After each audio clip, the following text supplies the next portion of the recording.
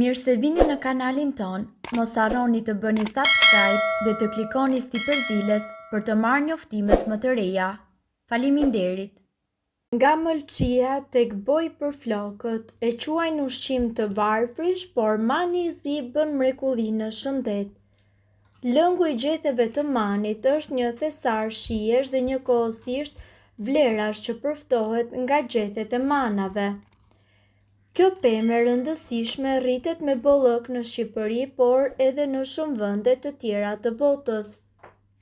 Mani është një frut i veçantë i cili përmban rreth 10% sheqer, acide organike, tanin, kripra minerale e të tjerë. Në gjendje të freskët ai është një freskues i mirë dhe i shëndetshëm. Prej tij përgatitet një reçel që ndihmon në shërimin e dhimbjeve të fytit, pekmez shumë i mirë në sfamatite, faringite dhe anemi, i cili pihet nga 2 deri në 3 lugë në ditë, shurup farmaceutik e të tjerë. Në mjekësinë popullore përdoren frutat e gjetheve të manit. Frutat e papjekura të manit përdoren kundër parazitëve të zorrës. Gjithashtu, me lëvoret e degëve dhe gjethet përgatitet një çaj i efektshëm për larjen e gojës dhe njëkohësisht kundër dhimbjeve të dhëmbëve, ndërsa gjethet e manit të shtypura po ashtu me vaj ulliri në trajt pomade përdoren për mjekimin e plagëve të shkaktuara nga djegje të ndryshme. Ulja e hipertensionit. Merrni 5 deri në 6 copë gjethe të pastra mani dhe zihen në 150 ml ujë derisa të mbetet 1/3 e sasisë së ujit. Çaji më pas kullohet dhe pihet një herësh. Mjekimi vazhdon për 5 deri në 6 ditë rresht. Më pas, sëmundjet e mëlçisë. Për të kuruar sëmundjen e mëlçisë merren 2 grushta filisa të rinj manash nga ata që nuk kanë filluar të bëjnë fruta dhe coptohen. Vihen në zjarr në 1 litër ujë për 1 orë. Nga lëngu i fituar merret nga një lugë gjelle 3-4 herë në ditë. Ngjyrosja e flokëve. Merren gjethe të manit të zi dhe zdihen me ujë shiu dhe së bashku me gjethe hardhie dhe gjethe fiku të zi. Me lëngun e fituar bëhet larja e kokës. Në këtë mënyrë floku fiton një ngjyrë dhe shkëlqim të këndshëm. Me këtë çaj kurohen gjithashtu edhe dhimbjet e këmbëve. Me origjinë nga Persia, por për shekuj të përhapur në të gjithë zonën e Mesdheut, mani i zi është një frut i shijshëm pyjor dhe shumë i vlerësuar gjatë muajve të verës. Me shijen e tij të ëmbël dhe me pak acid, mani i zi është një ushqim i gjithanshëm. Pavarësisht se janë të paktë ata të cilët e dinë se mani ka vlera fantastike dhe përmban lëndë ushqyese dhe antioksidant, të cilët ndihmojnë në parandalimin dhe trajtimin e shumë kushteve shëndetësore. Ne këtu do të rendisim disa nga përfitimet kryesore të manit të zi. Tretje, fibrat dietike të manit të zi përmirësojnë tretjen dhe lëvizjen e zorrëve duke parandaluar kapsullokun, fryrjen dhe ngërçet. Për më tepër, fibrat ulin nivelin e kolesterolit, qarkullimit. Mani i zi përmban nivele jo të larta hekurit, të cilat nxisin prodhimin e qelizave të kuqe të gjakut dhe lehtësojnë mbushjen me oksigjen të organeve dhe të indeve. Rezervatroli që përmban mani i zi relakson enët e gjakut duke përmirësuar në këtë mënyrë qarkullimin dhe presionin e gjakut. Shikimi. Zeaksantina, e cila gjendet tek mani i zi, zvogëlon stresin oksidativ në qelizat e syve, duke parandaluar dëmtimin e retinës dhe sëmundjeve të tilla si katarakte dhe degenerimi makular. Antiinflamator. Gjethet e manit të zi kanë veti antiinflamatore të cilët janë veçanërisht të dobishme kundër sëmundjeve kronike si artriti. Çaji bimor i gjeteve të manit të zi është një ilaç efektiv kundër dhimbjeve të kokës. Mani i zi kundër diabetit. Për të shëruar diabetin me ndihmën e manit të zi, përgatisni çaj sipas kësaj recete. Mani i zi është shumë i shëndetshëm, i shijshëm dhe i dobishëm në shumë mënyra.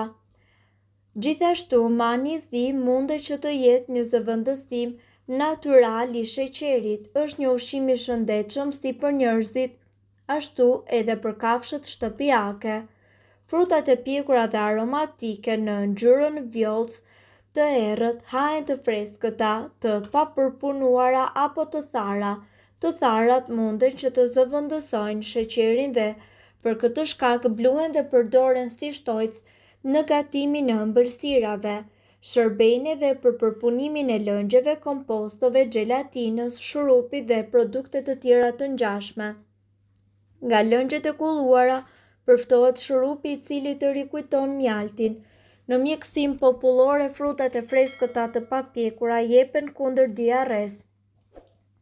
Ndërkaq, të pjekurat jepen si një laksativ i butë. Lëngu i manit të zi është antiseptik dhe jepet për kollitje më të lehtë, kundër djersitjes dhe lagjes, si edhe për shpëlarje të fytit, si edhe të zonës së gojës. Përbërja e çajit nga mani i zi. Në gjysmë litri ujë të vluar hidhen 50 gram fletë të grimcuara të manit të zi dhe lihen për 10 orë, të mbyllura me kapak duke e përzierë her pas here. Çaji kullohet dhe pihet disa herë gjatë ditës.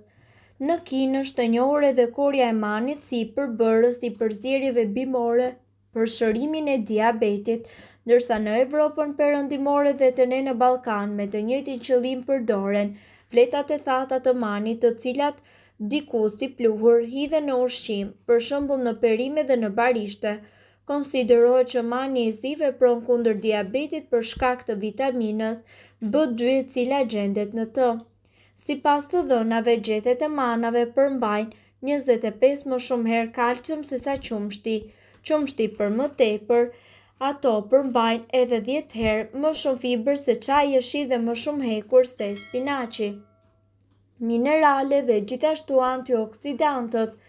Antioksidantët si për shembull beta-karoteni dhe acidi askorbik gjenden me shumicë tek mana dhe tek gjethet e tyre. Ushqimet e pasura me beta-karoten ndihmojnë në largimin e radikaleve të lira nga organizmi. Ulën nivelet e glukozës në gjak.